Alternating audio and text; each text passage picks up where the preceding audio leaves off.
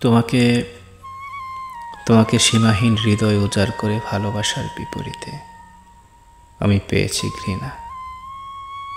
তোমাকে শতভাগ বিশ্বাস করার বিপরীতে আমি পেয়েছি প্রতারণা। তোমাকে সর্বোচ্চ সুখী করার চেষ্টা তোমাকে সর্বোচ্চ সুখী করার চেষ্টা করার বিপরীতে আমি পেয়েছি সীমাহীন দুঃখ। তোমার প্রতি অধিক যত্নশীল হওয়ার বিপরীতে আমি হয়েছি অবহেলিত। তোমার প্রতি আমার সরলতা আর উদারতার বিপরীতে আমি পেয়েছি ছলনা, লুকোচুরি আর প্রহসন। তোমার প্রতি ক্ষমাশীল হওয়া সত্ত্বেও আমি প্রত্যক্ষ করেছি তোমার ভয়াবহ নিষ্ঠুরতা।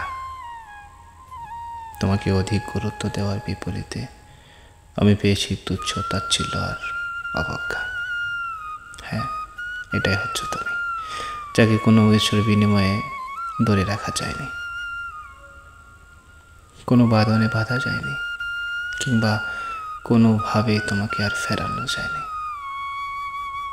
খুব খুব জানতে ইচ্ছে করে তোমাকে আর কি পরিমাণ ভালোবাসলে তুমি অন্য কারো ভালোবাসা না খুঁজে শুধুমাত্র আমার ভালোবাসার মানুষ হয়ে থাকতে। তোমাকে আর কি পরিমাণ বিশ্বাস করলে তুমি আমার সাথে প্রতারণা না করে শুধুমাত্র আমার বিশ্বস্ত হয়ে থাকতে। কাউকে ঠকিয়ে কারো সাথে প্রতারণা ও বিশ্বাসঘাতকতা করে কেউ কখনো সুখী হতে পারে না।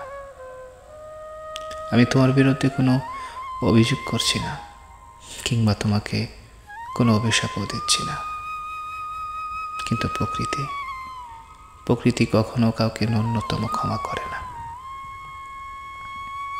হয়তো একদিন আগে অথবা একদিন পরে প্রকৃতি অবশ্যই তার প্রতিশোধ নেবে। যার যেমন কর্মফল প্রকৃতি ঠিক তদ্রূপ প্রাপ্য ফল করায় গণ্ডায় বুঝিয়ে দেবে, কারণ প্রকৃতির সূক্ষ্ম বিচারকারী। আমি চাই না তুমি প্রকৃতির বিচারে দণ্ডিত হয়ে শাস্তি ভোগ করো কিংবা ন্যূনতম কষ্ট পাও, কারণ আমি তোমাকে সত্যি অনেক অনেক বেশি ভালোবাসি।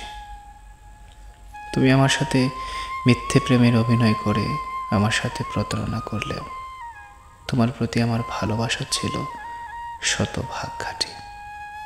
আর এ কারণেই আমি কোনো কিছুতেই চাই না আমার ভালোবাসার মানুষটা কষ্ট পাক, বরং তুমি সব সময় ভালো থাকো এবং সুখে থাকো।